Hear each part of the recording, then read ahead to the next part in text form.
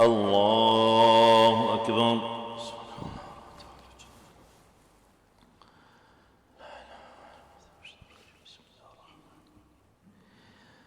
الحمد لله رب العالمين الرحمن الرحيم مالك يوم الدين إياك نعبد وإياك نستعين اهدنا الصراط المستقيم صراط الذين أنعمت عليهم غير المغضوب عليهم ولا الضالين.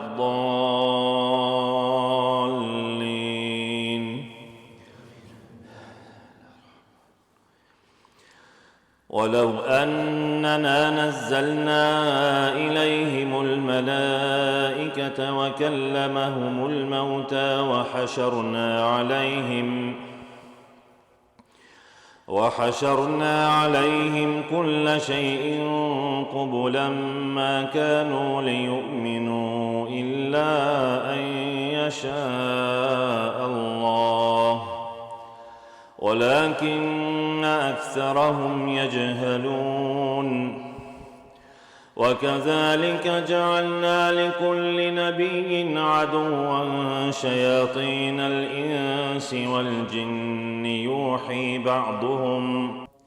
يوحي بعضهم إلى بعض زخرف القول غرورا ولو شاء ربك ما فعلوه فذرهم وما يفترون. ولتصغى إليه أفئدة الذين لا يؤمنون بالآخرة وليرضوه وليقترفوا ما هم مقترفون. أفغير الله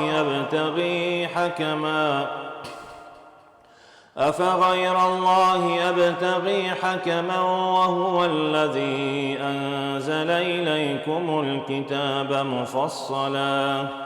والذين آتيناهم الكتاب يعلمون أنه منزل من ربك بالحق فلا تكونن من الممترين. وتمت كلمة ربك صدقا وعدلا لا مبدل لكلماته وهو السميع العليم. وإن تطع أكثر من في الأرض يضلوك عن سبيل الله إن يتبعون إلا الظن وإن هم إلا يخرصون. إن ربك هو أعلم من يضل عن سبيله وهو أعلم بالمهتدين. فكلوا مما ذكر اسم الله عليه إن كنتم بآياته مؤمنين. وما لكم ألا تأكلوا مما ذكر اسم الله عليه وقد فصل لكم ما حرم عليكم إلا ما اضطررتم إليه وإن كثيرا ليضلون بأهوائهم بغير علم إن ربك هو أعلم بالمعتدين. وذروا ظاهر الإثم وباطنه إن الذين يكسبون الإثم سيجزون بما كانوا يقترفون. ولا تأكلوا مما لم يذكر اسم الله عليه وإنه لفسق وإن الشياطين ليوحون إلى أوليائهم ليجادلوكم وإن أطعتموهم إنكم لمشركون. أومن كان ميتا فأحييناه وجعلنا له نورا يمشي به في الناس كمن مثله في الظلمات ليس بخارج منها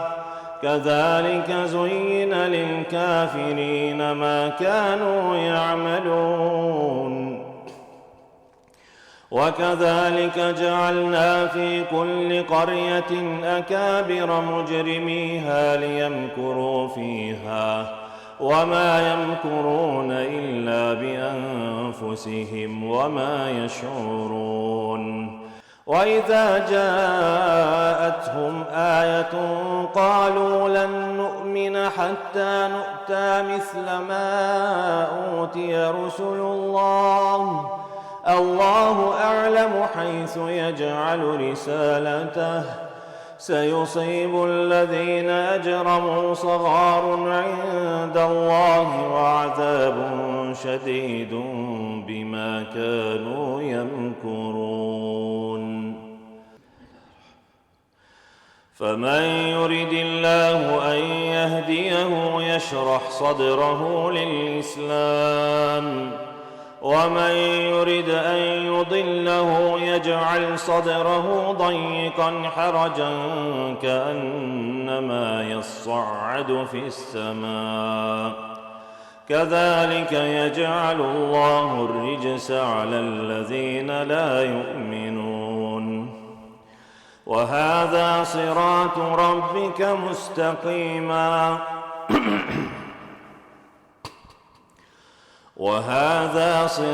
ربك مستقيما قد فصلنا الآيات لقوم يذكرون لهم دار السلام عند ربهم وهو وليهم بما كانوا يعملون. ويوم يحشرهم جميعا يا معشر الجن قد استكثرتم من الإنس وقال أولياؤهم من الإنس ربنا استمتع بعضنا ببعض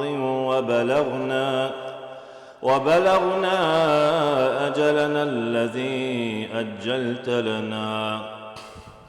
قال النار مثواكم خالدين فيها إلا ما شاء الله إن ربك حكيم عليم. وكذلك نولي بعض الظالمين بعضا بما كانوا يكسبون. يا معشر الجن والإنس ألم يأتكم رسل منكم يقصون عليكم آياتي وينذرونكم لقاء يومكم هذا قالوا شهدنا على أنفسنا وغرتهم الحياة الدنيا وشهدوا على أنفسهم أنهم كانوا كافرين. ذلك أن لم يكن ربك مهلك القرى بظلم وأهلها غافلون ولكل درجات مما عملوا وما ربك بغافل عما يعملون. وربك الغني ذو الرحمة إن يشأ يذهبكم ويستخلف من بعدكم ما يشاء كما أنشأكم من ذرية قوم آخرين إنما توعدون لآت وما أنتم بمعجزين. قل يا قوم اعملوا على مكانتكم إني عامل فسوف تعلمون من تكون له عاقبة الدار إنه لا يفلح الظالمون. وجعلوا لله مما ذرأ من الحرث والأنعام نصيبا فقالوا هذا لله بزعمهم وهذا لشركائنا فما كان لشركائهم فلا يصل إلى الله وما كان لله فهو يصل إلى شركائهم ساء ما يحكمون. وكذلك زين لكثير من المشركين قتل أولادهم شركاؤهم ليردوهم وليلبسوا عليهم دينهم ولو شاء الله ما فعلوه فذرهم وما يفترون وقالوا هذه أنعام وحرث حجر لا يطعمها إلا من نشاء بزعمهم وأنعام حرمت ظهورها وأنعام لا يذكرون اسم الله عليه افتراء عليه سيجزيهم بما كانوا يفترون وقالوا ما في بطون هذه الأنعام خالصة لذكورنا ومحرم على أزواجنا وإن يكن ميتة فهم فيه شركاء سيجزيهم وصفهم إنه حكيم عليم قد خسر الذين قتلوا أولادهم سفها بغير علم وحرموا ما رزقهم الله افتراء على الله قد ضلوا وما كانوا مهتدين وهو الذي أنشأ جنات معروشات وغير معروشات والنخل والزرع مختلفا أكله والزيتون والرمان متشابها وغير متشابه كلوا من ثمره إذا أثمر وآتوا حقه يوم حصاده ولا تسرفوا إنه لا يحب المسرفين ومن الأنعام حمولة وفرشا كلوا مما رزقكم الله ولا تتبعوا خطوات الشيطان إنه لكم عدو مبين 8 أزواج من الضأن 2 ومن المعز 2 قل أذكرين حرم أم الأنثيين أما اشتملت عليه أرحام الأنثيين نبئوني بعلم إن كنتم صادقين ومن الإبل 2 ومن البقر 2 قل أذكرين حرم أم الأنثيين أما اشتملت عليه أرحام الأنثيين أم كنتم شهداء إذ وصاكم الله بهذا فمن أظلم ممن افترى على الله كذبا ليضل الناس بغير علم إن الله لا يهدي القوم الظالمين قل لا أجد فيما أوحي إلي محرما على طاعم يطعمه إلا أن يكون ميتة أو دما مسفوحا أو لحم خنزير فإنه رجس أو فسقا أهل لغير الله به فمن اضطر غير باغ ولا عاد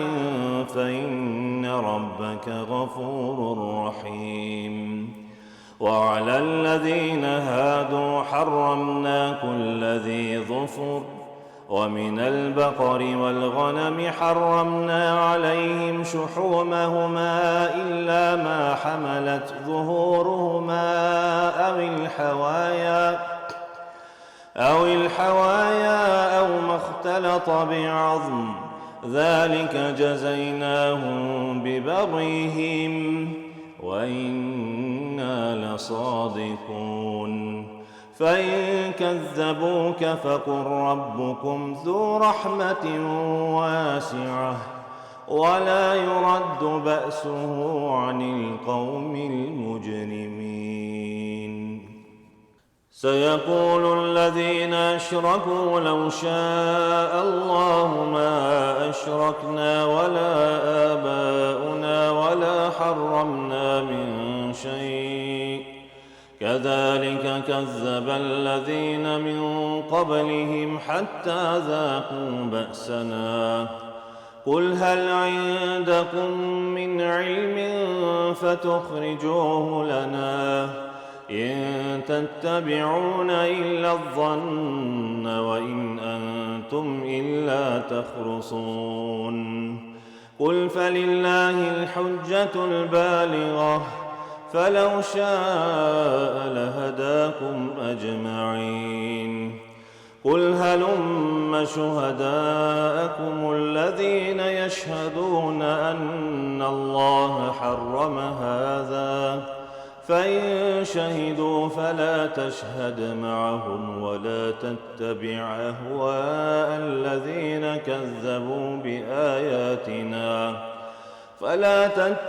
أهواء الذين كذبوا بآياتنا والذين لا يؤمنون بالآخرة وهم بربهم يعدلون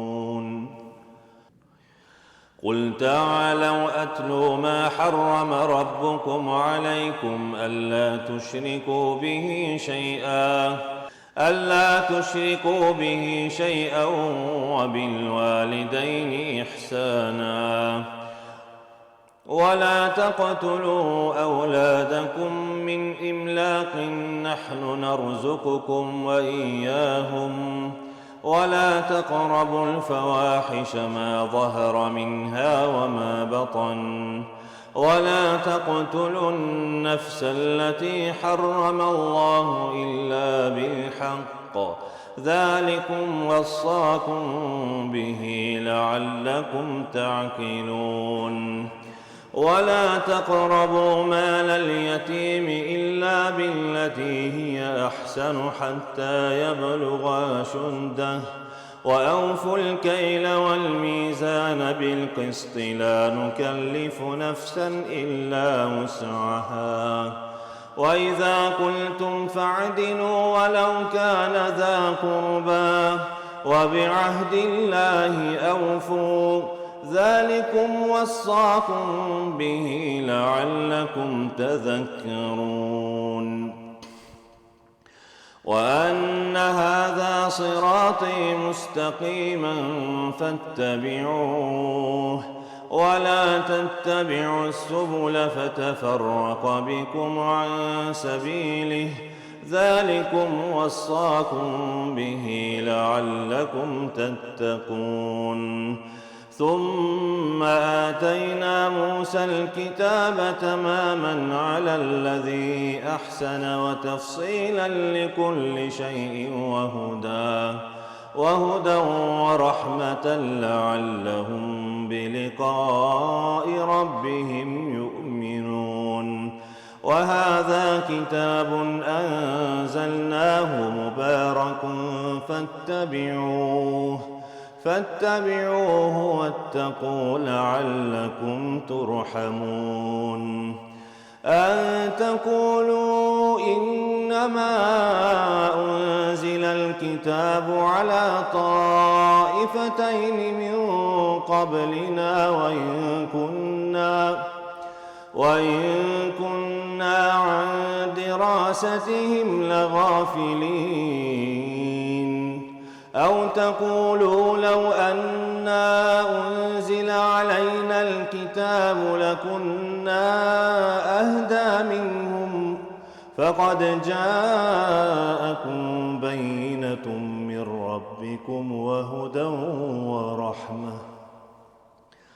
فمن أظلم ممن كذب بآيات الله وصدف عنها سنجزي الذين يصدفون عن آياتنا سوء العذاب سنجزي الذين يصدفون عن آياتنا سوء العذاب بما كانوا يصدفون هل ينظرون إلا أن تأتيهم الملائكة أو يأتي ربك أو يأتي بعض آيات ربك يوم يأتي بعض آيات ربك لا ينفع نفسا إيمانها لم تكن آمنت من قبل أو كسبت في إيمانها خيرا قل انتظروا إنا منتظرون إن الذين فرقوا دينهم وكانوا شيعا لست منهم في شيء إنما أمرهم إلى الله ثم ينبئهم بما كانوا يفعلون من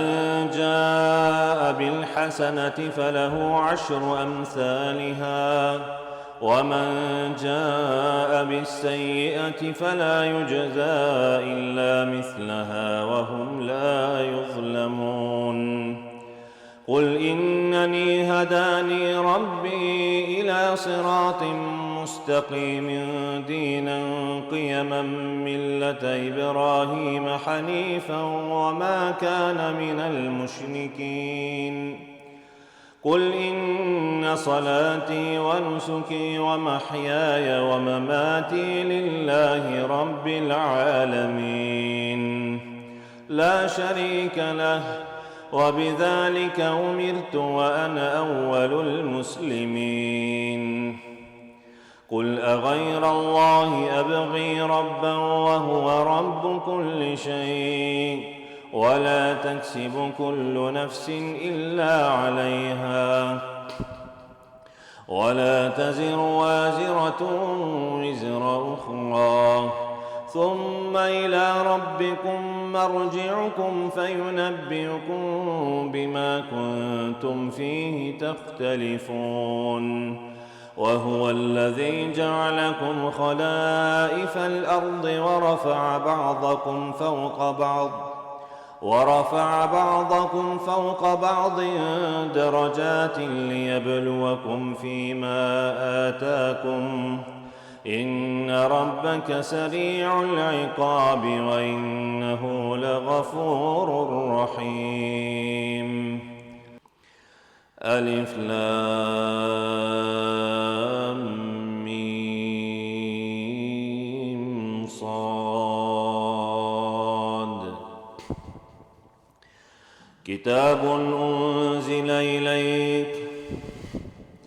كتاب أنزل إليك فلا يكن في صدرك حرج منه لتنذر به وذكرى للمؤمنين اتبعوا ما أنزل إليكم من ربكم ولا تتبعوا من دونه أولياء قليلا ما تذكرون وكم من قرية أهلكناها فجاءها بأسنا بياتا أو هم قائلون فما كان دعواهم إذ جاءهم بأسنا إلا أن قالوا إنا كنا ظالمين فلنسألن الذين أرسل إليهم ولنسألن المرسلين فلنقصن عليهم بعلم وما كنا غائبين والوزن يومئذ الحق فمن ثقلت موازينه فأولئك هم المفلحون ومن خفت موازينه فأولئك الذين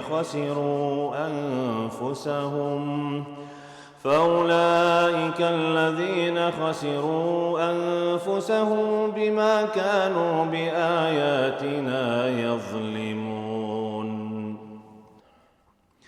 ولقد مكناكم في الأرض وجعلنا لكم فيها معايش قليلا ما تشكرون. ولقد خلقناكم ثم صورناكم ثم قلنا للملائكة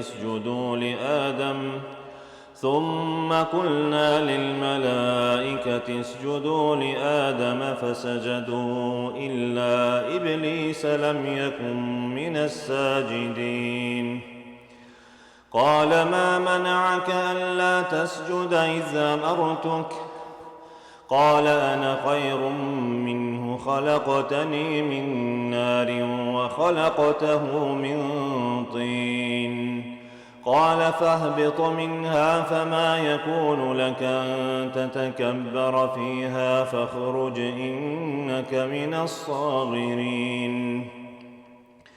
قال أنظرني إلى يوم يبعثون. قال إنك من المنظرين. قال فبما أغويتني لأقعدن لهم صراطك المستقيم ثم لآتينهم من بين أيديهم ومن خلفهم وعن أيمانهم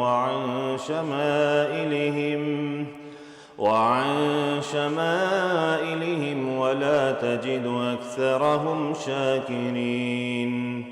قال اخرج منها مذءوما مدحورا لمن تبعك منهم لأملأن جهنم منكم أجمعين. ويا آدم اسكن أنت وزوجك الجنة فكلا من حيث شئتما ولا تقربا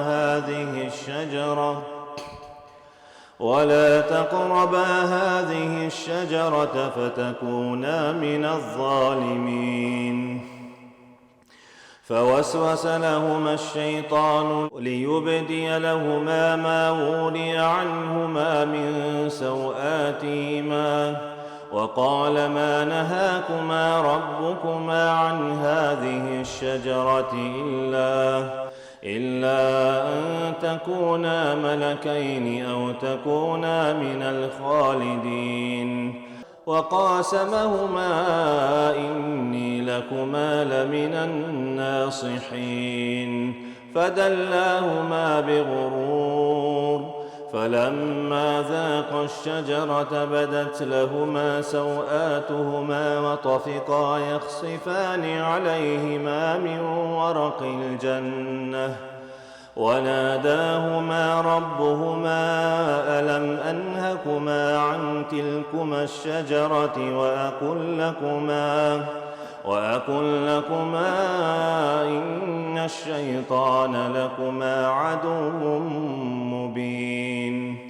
قالا ربنا ظلمنا أنفسنا وإن لم تغفر لنا وترحمنا لنكونن من الخاسرين. قال اهبطوا بعضكم لبعض عدو ولكم في الأرض مستقر ومتاع إلى حين. قال فيها تحيون وفيها تموتون ومنها تخرجون. يا بني آدم قد أنزلنا عليكم لباسا يواري سوآتكم وريشا ولباس التقوى ذلك خير ذلك من آيات الله لعلهم يذكرون.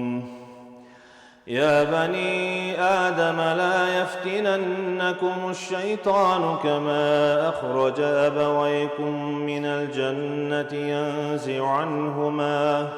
ينزع عنهما لباسهما ليريهما سوآتهما إنه يراكم هو وقبيله من حيث لا ترونهم إنا جعلنا الشياطين أولياء للذين لا يؤمنون وإذا فعلوا فاحشة قالوا وجدنا عليها آباءنا والله أمرنا بها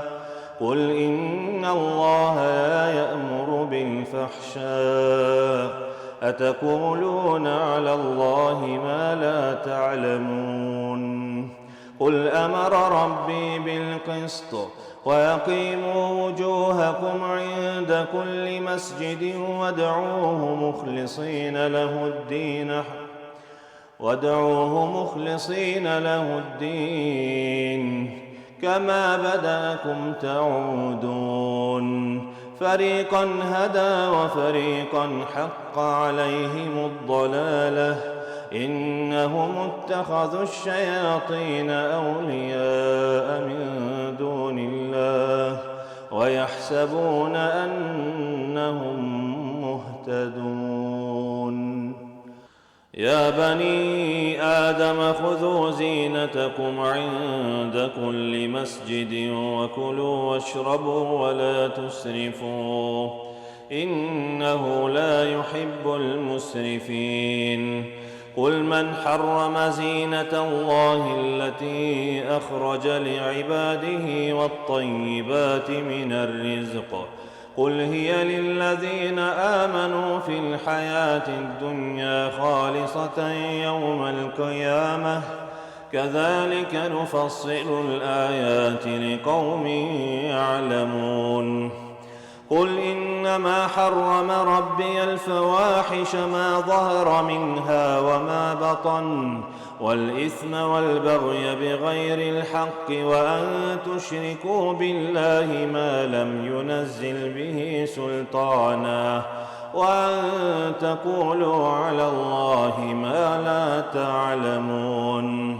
ولكل أمة أجل فإذا جاء أجلهم لا يستأخرون ساعة ولا يستقدمون يا بني آدم إما يأتينكم رسل منكم يقصون عليكم آياتي فمن اتقى وأصلح فلا خوف عليهم ولا هم يحزنون والذين كذبوا بآياتنا واستكبروا عنها أولئك أصحاب النار هم فيها خالدون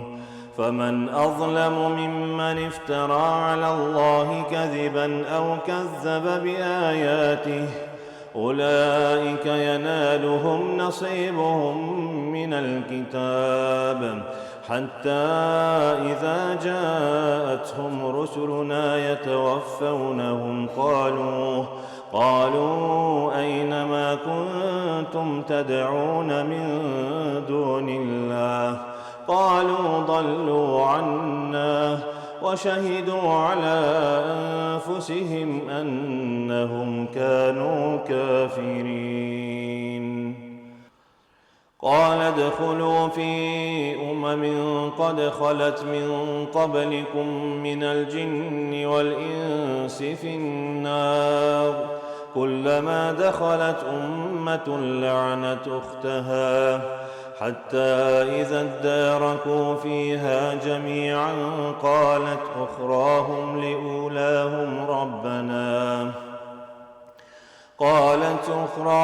لأولاهم ربنا هؤلاء يضلونا فآتهم عذابا ضعفا من النار قال لكل ضعف ولكن لا تعلمون وقالت أولاهم لأخراهم فما كان لكم علينا من فضل فذوقوا العذاب بما كنتم تكسبون إن الذين كذبوا بآياتنا واستكبروا عنها لا تفتح لهم أبواب السماء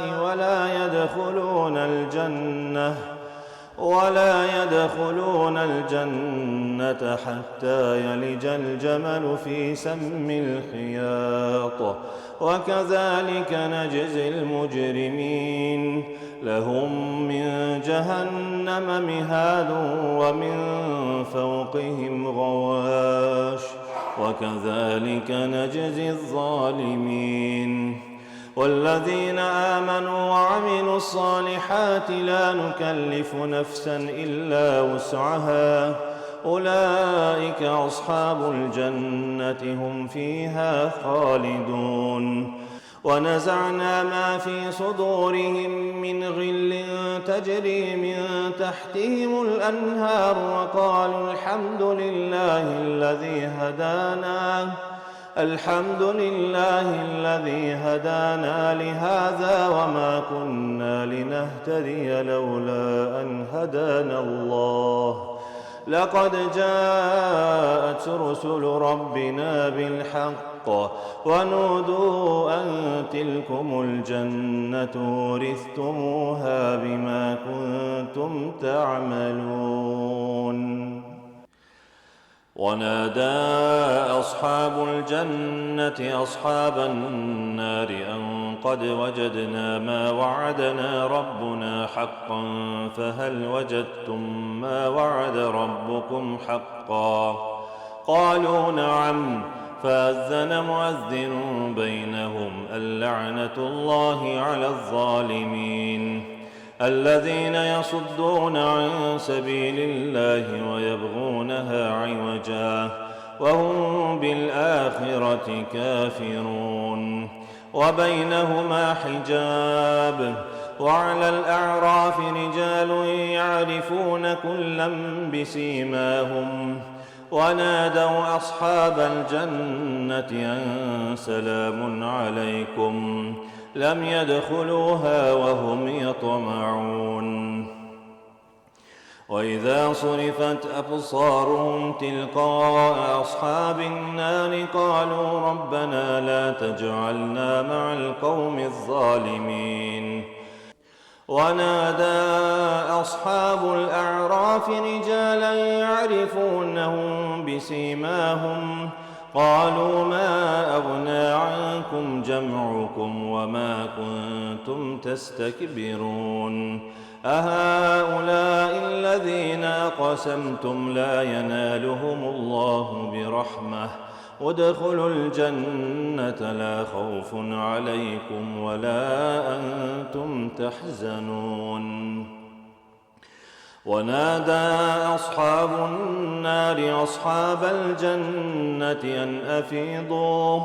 أن أفيضوا علينا من الماء أو مما رزقكم الله قالوا إن الله حرمهما على الكافرين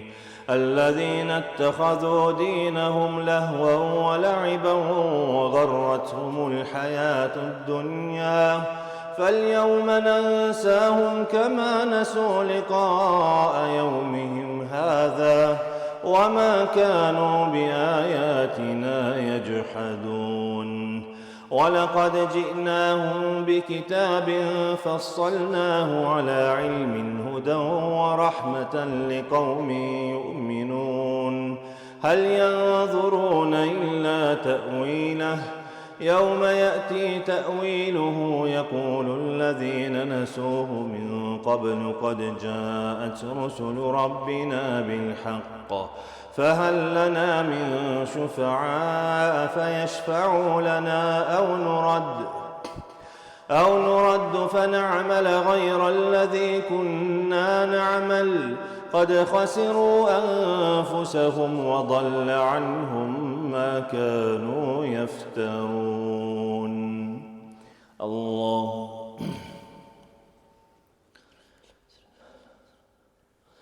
سمع الله لمن حمده. الله أكبر.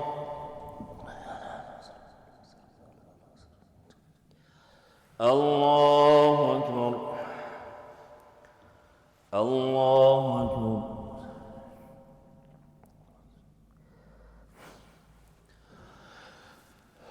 الله أكبر. الحمد لله رب العالمين الرحمن الرحيم مالك يوم الدين إياك نعبد وإياك نستعين اهدنا الصراط المستقيم صراط الذين أنعمت عليهم غير المغضوب عليهم ولا الضالين.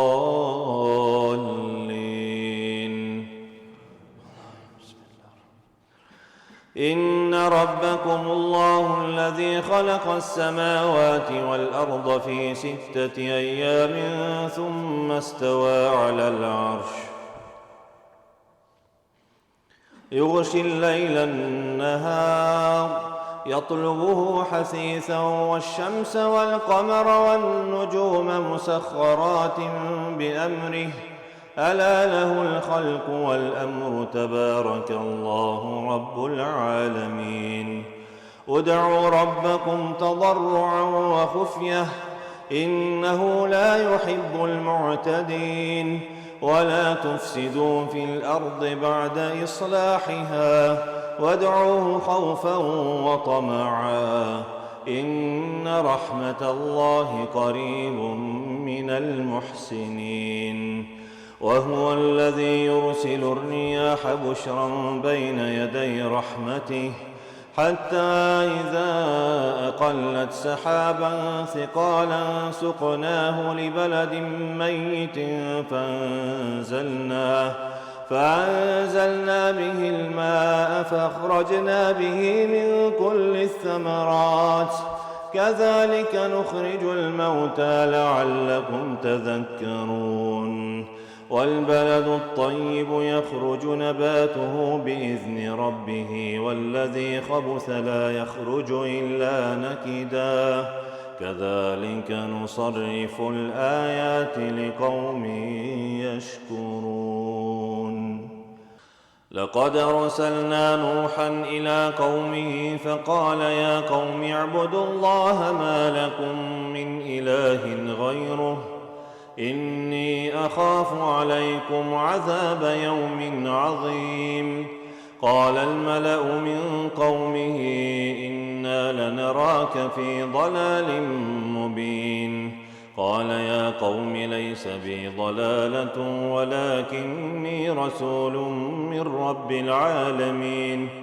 أبلغكم رسالات ربي وأنصح لكم وأعلم من الله ما لا تعلمون. أوعجبتم أن جاءكم ذكر من ربكم على رجل منكم لينذركم ولتتقوا ولعلكم ترحمون. فكذبوه فانجيناه والذين معه في الفلك وأغرقنا الذين كذبوا بآياتنا إنهم كانوا قوما عمين. وإلى عاد أخاهم هودا قال يا قوم اعبدوا الله ما لكم من إله غيره أفلا تتقون. قال الملأ الذين كفروا من قومه إنا لنراك في سفاهة وإنا لنظنك من الكاذبين. قال يا قوم ليس بي سفاهة ولكني رسول من رب العالمين أبلغكم رسالات ربي وأنا لكم ناصح أمين. أوعجبتم أن جاءكم ذكر من ربكم على رجل منكم لينذركم واذكروا إذ جعلكم خلفاء من بعد قوم نوح وزادكم في الخلق بسطة فاذكروا آلاء الله لعلكم تفلحون قالوا أجئتنا لنعبد الله وحده ونذر ما كان يعبد آباؤنا فأتنا بما تعدنا إن كنت من الصادقين قال قد وقع عليكم من ربكم رجس وغضب أتجادلونني في أسماء سميتموها أنتم وآباؤكم ما نزل الله بها من سلطان فانتظروا إني معكم من المنتظرين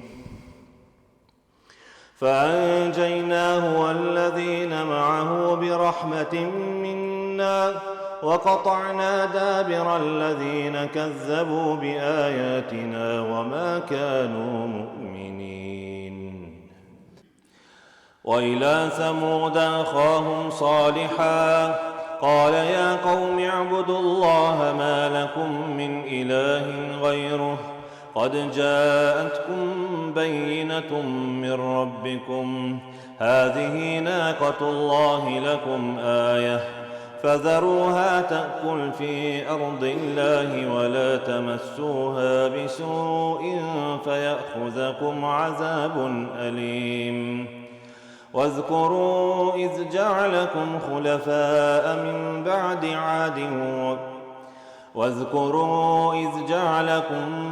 واذكروا إذ جعلكم خلفاء من بعد عاد وبوأكم في الأرض تتخذون من سهولها قصورا وتنحتون الجبال بيوتا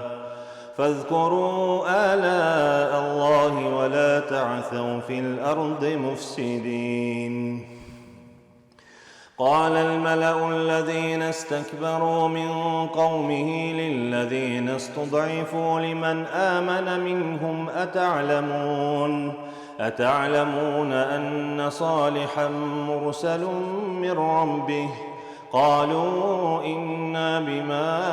أرسل به مؤمنون قال الذين استكبروا إنا بالذي آمنتم به كافرون فعقروا الناقة وعتوا عن أمر ربهم وقالوا يا صالح ائتنا بما تعدنا إن كنت من المرسلين فأخذتهم الرجفة فأصبحوا في دارهم جاثمين فتولى عنهم وقال يا قوم لقد أبلغتكم رسالة ربي ونصحت لكم ولكن لا تحبون الناصحين ولوطا إذ قال لقومه أتأتون الفاحشة ما سبقكم بها من أحد من العالمين إنكم لتأتون الرجال شهوة من دون النساء بل أنتم قوم مسرفون وما كان جواب قومه إلا أن قالوا أخرجوهم من قريتكم إنهم أناس يتطهرون فأنجيناه وأهله إلا امرأته كانت من الغابرين وأمطرنا عليهم مطرا فانظر كيف كان عاقبة المجرمين وإلى مدين أخاهم شعيبا قال يا قوم اعبدوا الله ما لكم من إله غيره قد جاءتكم بينة من ربكم فأوفوا الكيل والميزان ولا تبخسوا الناس أشياءهم ولا تفسدوا في الأرض بعد إصلاحها ذلكم خير لكم إن كنتم مؤمنين ولا تقعدوا بكل صراط توعدون وتصدون عن سبيل الله من آمن به وتبغونها عوجا واذكروا إذ كنتم قليلا فكثركم وانظروا كيف كان عاقبة المفسدين وإن كان طائفة منكم آمنوا بالذي أرسلت به وطائفة لم يؤمنوا فاصبروا حتى يحكم الله وهو خير الحاكمين. قال الملأ الذين استكبروا من قومه لنخرجنك يا شعيب والذين آمنوا معك من قريتنا أو لتعودن في ملتنا قال ولو كنا كارهين قد افترينا على الله كذبا إن عدنا في ملتكم بعد إذ نجانا الله منها وما يكون لنا أن نعود فيها إلا أن يشاء الله ربنا وسع ربنا كل شيء علما على الله توكلنا ربنا افتح بيننا وبين قومنا بالحق وأنت خير الفاتحين. وقال الملأ الذين كفروا من قومه لئن اتبعتم شعيبا إنكم إذا لخاسرون فأخذتهم الرجفة فأصبحوا في دارهم جاثمين. الذين كذبوا شعيبا كأن لم يغنوا فيها الذين كذبوا شعيبا كانوا هم الخاسرين فتولى عنهم وقال يا قوم لقد أبلغتكم رسالات ربي ونصحت لكم فكيف آسى على قوم كافرين.